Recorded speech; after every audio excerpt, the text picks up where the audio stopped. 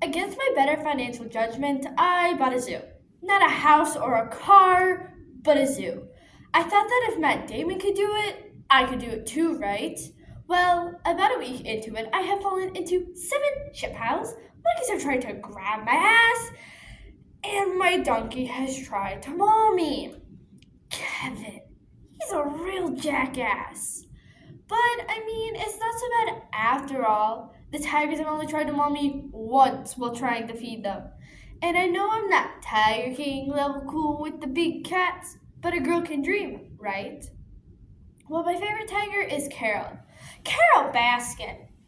I thought to myself, what the fuck did I just do? I could have just bought a dog kennel? Or could I also write a speech to warn other fellow forensic nerds?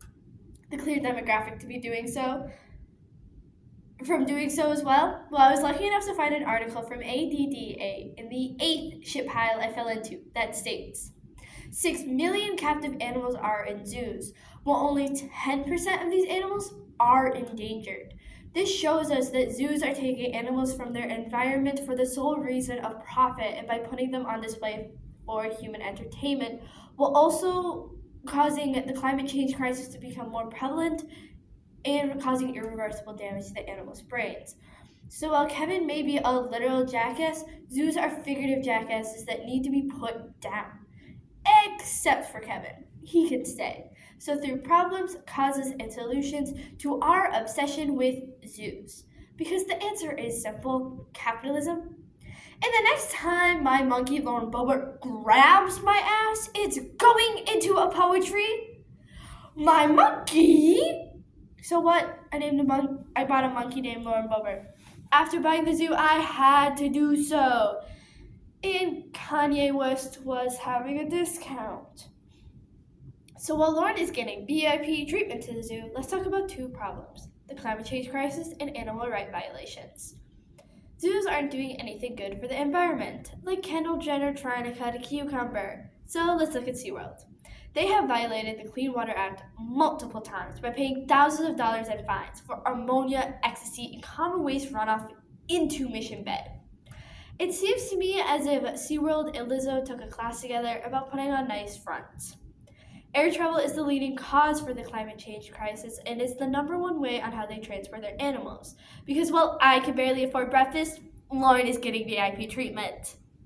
The animals that they are transporting through air travel were caught unethically, using cyanide bombs and torches, because if the white man can't use them against humans, they will use them against orcas. Now, imagine sitting in a novice prose round, being so bored out of your mind, you can feel it shrinking. Well, now you can relate to zoo animals. Due to the lack of stimulation that these animals are getting, it is causing their brains to shrink. And the only brain we should be shrinking is Trump's, in a jail cell. So while these animals are on display for human entertainment, this raises a desire to want these animals as pets. As I would like you as my pet. So being seen as an object, being seen for entertainment, and not having very many rights, something both women and zoo animals can relate to. This makes you wonder, are zoos run by Kens or the Supreme Court? Now that we've discussed how Lauren is getting VIP treatment, to how tortoises who look like politicians who freeze on television are running zoos, let's talk about the effects zoos have on the biodiversity in the animals' brains. Zoos are killing the biodiversity of reefs and forests by taking away keystone players and putting them into cages. This ultimately harms the environment more by disrupting the food chain and killing more animals. Gorillas. That's the punchline. But no, gorillas and most men at frat parties are key seed dispersal agents that help keep our forests alive and abundant. But as we take them out of their environments and put them into cages, we are ultimately destroying our forests. It seems to me as if zoos, like that one South Park episode with the underwear gnomes, just a little too much and took their profit plan a little too serious. Step 1, steal all the animals from the wild. Step 2, hamna hamna hamna. Step 3, profit. Due to lack of stimulation that these animals are getting, it is causing their capillaries to shrink, the dendrites to become less complex, and ultimately leads to less blood flow to the brain. This is irreversible damage to these animals. So you know how when a toddler gets really, really bored, they turn into little J6ers? Yeah, that's how most orcas are, but instead of destroying your home, they kill their traders. Except for me. Griff is in the backyard. Tilcomb was a killer whale. No, really, he killed 3 people.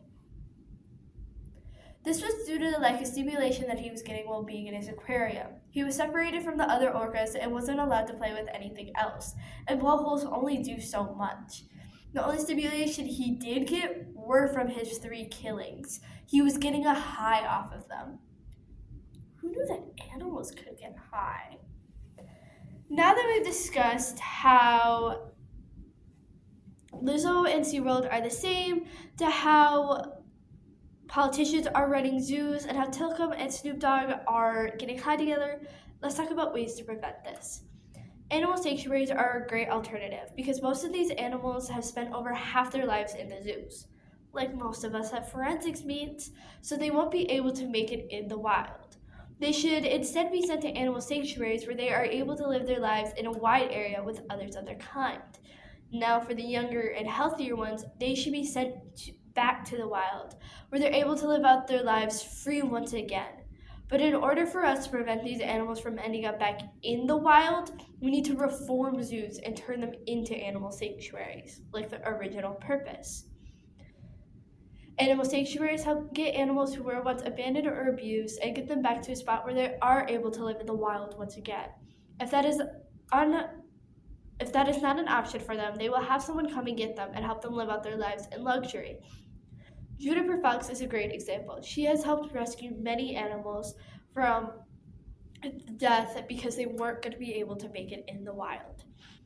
You can also go to them, and they are great alternatives to SeaWorld. We have 2 in our area. We have one up by the Minnesotan area, which is the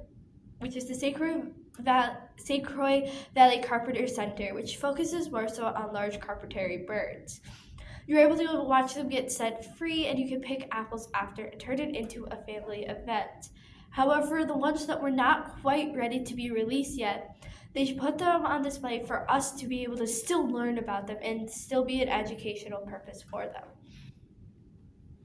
Now, for the one that's down in the southern part of Wisconsin, that one is Valley of the Kings Exotic Animal Center that focuses more so on exotic animals that were once abused or hurt and help them live out their lives in luxury. Both of these are a great alternative to SeaWorld as you're still able to learn about the animals while also having them be protected. So I have decided. I am going to close the zoo, send all the animals to animal sanctuaries where they can live out their ass-grabbing, shitting lives in luxury and peace. I'm going to use that money to buy a house and some weed for Kevin so we can finally chill and stop trying to maul me. We have discussed today the effects that zoos have on the climate change crisis and on the animals' brains, between having the zoos cause irreversible damage while also trying to only do it for profit, as they're adding to the climate change crisis. Animal sanctuaries are a great alternative as they allow us to still learn about the animals while also helping them with the future that they will be released. I have a QR code of the 3 animal sanctuaries that I discussed today, so you're able to dig a little bit more and possibly support them so they continue to be open for us. So instead of leaving the world to be destroyed by zoos and the climate change crisis, we should just leave it to the Republicans to do it for us.